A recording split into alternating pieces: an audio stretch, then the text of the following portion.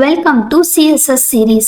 இன்னைக்கு நம்ம CSSயும் HTMLயும் எப்படி லிங்க் பண்ணணும் அப்படின்றத ப்ராக்டிக்கலாக பார்ப்போம். ஸோ என்னென்ன 3 types ஆஃப் CSS அப்படின்னா inline CSS, internal CSS or embedded CSS, third external CSS. So இப்போ எப்படி inline CSS யூஸ் பண்ணி நம்ம டெக்ஸ்ட்டை ஸ்டைல் பண்ணுறது அப்படின்றத பார்ப்போம். ஸோ இன்லைன் அப்படின்னா இப்போ ஏதோ ஒரு டேக் எழுதுகிறோம் HTML, அந்த பர்டிகுலர் டேகுக்கு மட்டும் நான் ஸ்டைல் அப்ளை பண்ணணும் அப்படின்னா நான் ஸ்டைல் ஆட்ரிபியூட் யூஸ் பண்ணி அங்கேயே நான் ஸ்டைலை ப்ரொவைட் பண்ணிடுவேன். ஸோ இது வந்துட்டு ஈஸியாக இருக்கும். பட் இதோடைய டிஸ்அட்வான்டேஜ் என்னென்னா ரீயூசபிலிட்டி அஃபெக்ட் ஆகும்.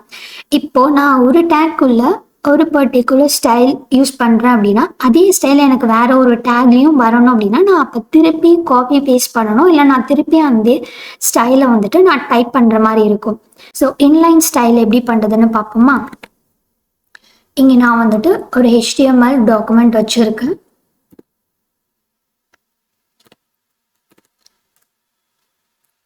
ஸோ இங்கே பாடியில் H1 டேக்,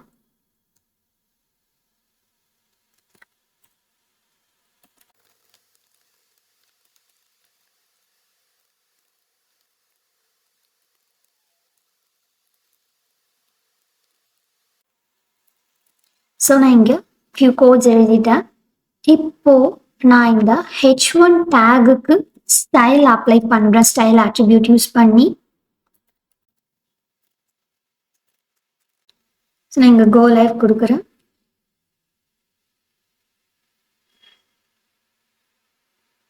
இங்கே பார்த்தீங்கன்னா என்னுடைய ஹெட்டிங் டேகுக்கு இந்த ஸ்டைல் அப்ளை ஆயிருக்கு. இப்போ இதே ஸ்டைலை நான் இங்கே செகண்டாக இருக்க பேராடேக்கு யூஸ் பண்ணணும் அப்படின்னா நான் திருப்பி அங்கே ஒரு லைன் நான் யூஸ் பண்ணாதான் எனக்கு அந்த லைனுக்கு அந்த டேகுக்கு அந்த ஸ்டைல் அப்ளை ஆகும்.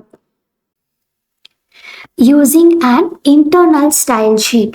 ஸோ நம்ம HTML டாக்குமெண்ட்லேயே ஸ்டைல் டேக் யூஸ் பண்ணி CSS கோடை எழுதுவோம். அதனால இது இன்டர்னல் ஸ்டைல் ஷீட்னு சொல்லுவாங்க, எம்பெடட் அப்படின்னு சொல்லுவாங்க. ஸோ இந்த ஸ்டைல் வந்துட்டு நம்ம எப்போவுமே ஹெட் டேக்குள்ளே தான் நம்ம கொடுப்போம், between head tags starting and closing டேக்குள்ள. ஸோ இங்கே எப்படி பண்ணுறதுன்னு பார்ப்போமா? இதுதான் ஹெட் டேக். ஸோ இந்த ஹெட் டேக்குள்ள நான் ஸ்டைல் அப்படின்ற டேக் யூஸ் பண்ணுறேன். இப்போ போயிட்டு நான் இதே பாடி கலர்ஸை வந்து நான் அங்கே ப்ரொவைட் பண்ணுறேன்.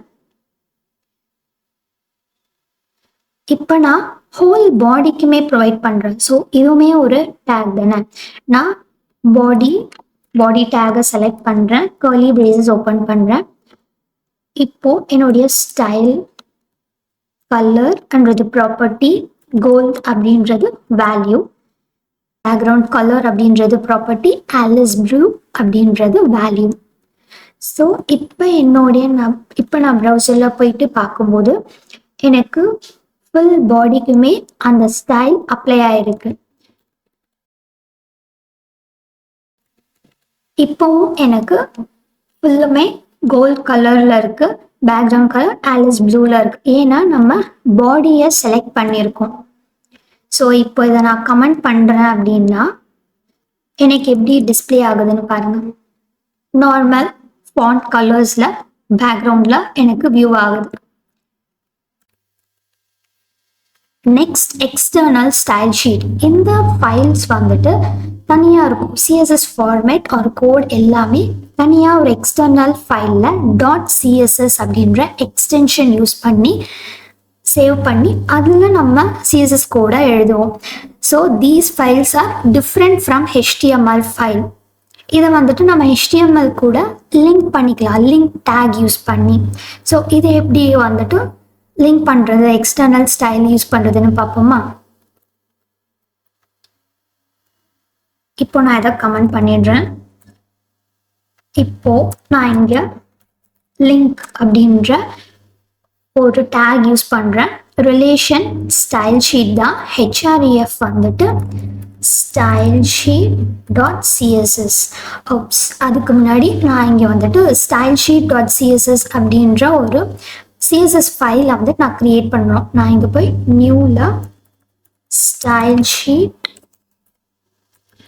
.css அப்படின்னு நான் க்ரியேட் பண்ணியாச்சு. இப்போ இதே கூட நான் அங்கே காப்பி பேஸ்ட் பண்ணுறேன்.